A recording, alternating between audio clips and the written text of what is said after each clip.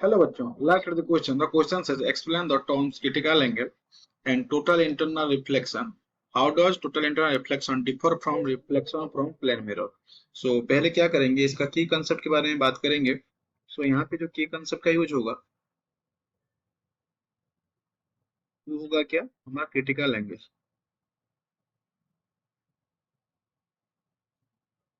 Actually मैं आपको एक बात बताता हूँ. देखो अब सॉल्यूशन पार्ट में आएंगे. जैसे ये कोई इंटरफेस है दो मीडियम का, ये आप मान लो रेयर मीडियम है और ये आपका डेंसर मीडियम है. ठीक है. तो होता क्या है, देखो देखो टोटल इंटरनल रिफ्लेक्शन होने के लिए आपका लाइट जो रे है डेंसर टू रेयर मीडियम को जाना जाना ही पड़ेगा उसे. ठीक है. तो आप क्या करेंगे, ये मान लो आपका सोर्स है. ठीक है, सोर्स है. यहाँ से क्या रेयर मीडियम में गया. ठीक. तो यहाँ पे क्या बिना डेविएट हुए चला जाएगा, 0 डिग्री भी बोल सकते हो. जैसे हम इसका जो इंसिडेंस एंगल बढ़ाते चलेंगे, ये क्या होगा वैसे, ये आपका नॉर्मल है, ऐसे चला जाएगा. फिर भी ऐसे करेंगे, फिर बढ़ाएंगे तो ये फिर ऐसे हो जाएगा. लेकिन एक पॉइंट ऐसा आएगा, इसको आप I1 मान लो, इसको I2 मान लो, इसको I3 मान लो. तो ये एंगल क्या होता है, जब यहाँ पे गया तो ये बाहर नहीं जाके इसमें ऐसे चला जाएगा, मतलब 90 डिग्री में ग्रेज करेगा. आपका जो इंटरफेस है, ये आपका क्या है, इंटरफेस है.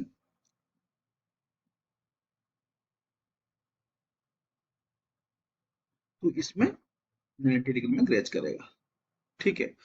Parallel to the interface. अब क्या होगा, इसे इसको I3 मान लो, इसी को क्या बोलेंगे हम, critical angle.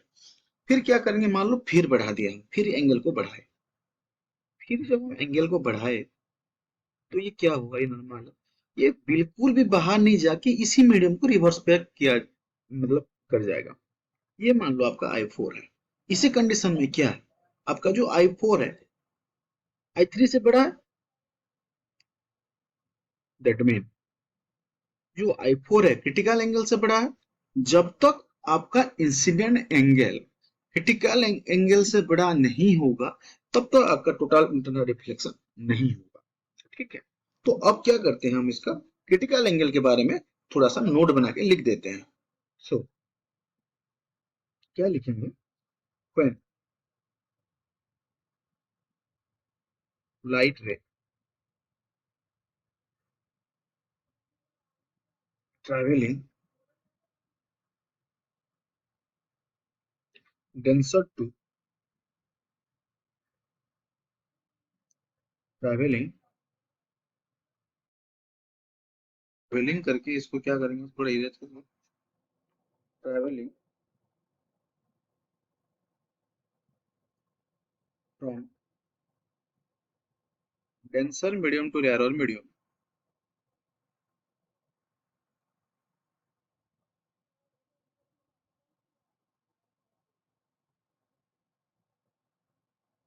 Medium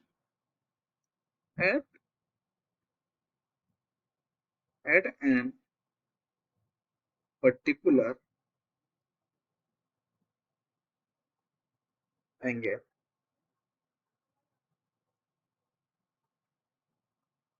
At an particular angle, diffracted ray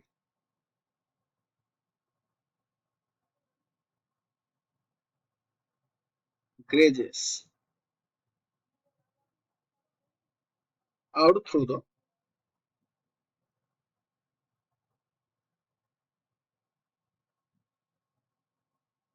interface boundary.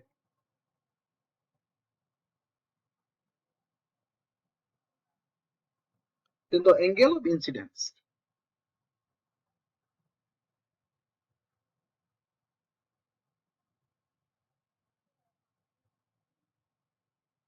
incidence is called as critical angle.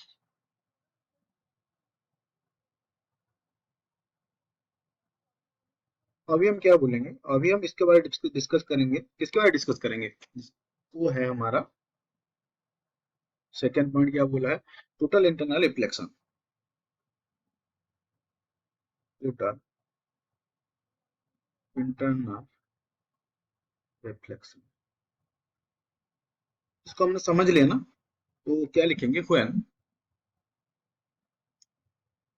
The incident ray from denser medium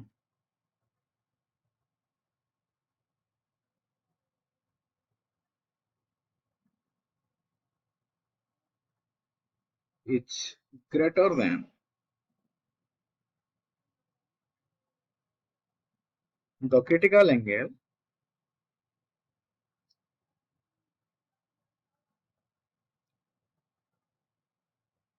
it faces total internal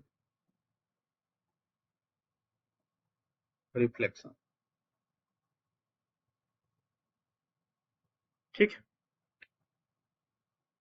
तो इंसिडेंट रे जो है मतलब आई थ्री के बाद मैंने आई four दिखाया ना, तो आई फोर क्या था, आई फोर आपका क्रिटिकल एंगल से बड़ा था, तब जाके ये क्या वही सेम मीडियम मीडियम को रिवर्स किया, तब उसको हम क्या बोलेंगे, आपका उसको बोलेंगे टोटल इंटरनल रिफ्लेक्शन। अब क्या करेंगे, देखो अगर इसका हम आगे के बारे मतलब इसका आगे की तरफ जाते हैं, ये बोल रहा है जो प्लेन मिरर में रिफ्लेक्शन होता है और टोटल इंटरनल रिफ्लेक्शन में फर्क क्या है। क्या होता है, जैसे आप देखो, ये आपका कोई मिरर है, प्लेन मिरर मान लो आप इसे, ठीक, तो आप जैसे यहाँ पे लाइट को इंसिडेंट करोगे,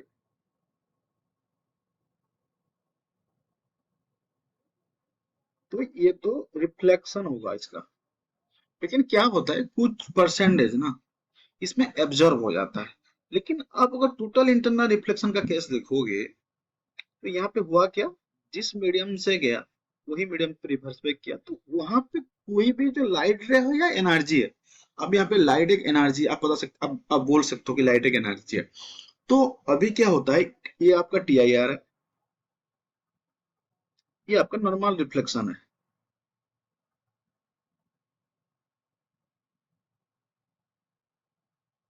तो इसका जो बेसिक डिफरेंस हम लिखेंगे, all energy transfer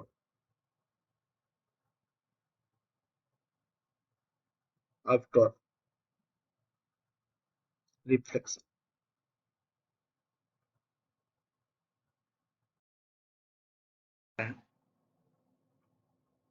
all light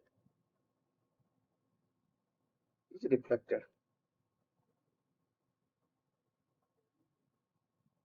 तो यहाँ पे हम क्या लिख सकते हैं, इसका जो हमारा नॉर्मल रिफ्लेक्शन है, कि यहाँ पे इसमें लिख दोगे आप, only A part of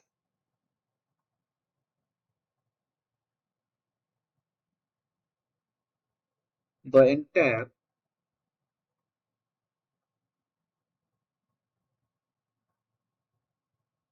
entire energy inside the light,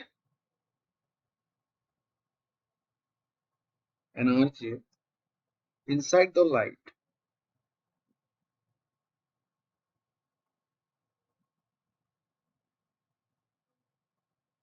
which reflected during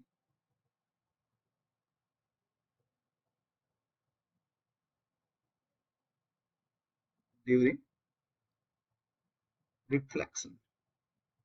अब इसको रिफ्लेक्शन भी बोलो क्या टोटल मतलब टिपिकल रिफ्लेक्शन भी बोलो, यहाँ पे क्या all energy transport after reflection हो, यहाँ पे क्या बोलोगे आप कि sum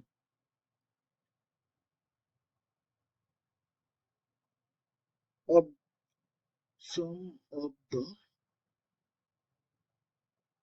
energy absorbed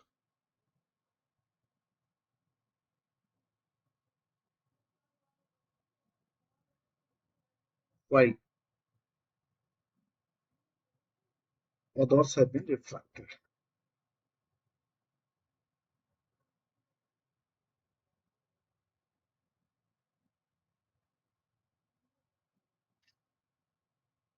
ये हमारा बेसिक डिफरेंस है, ठीक है।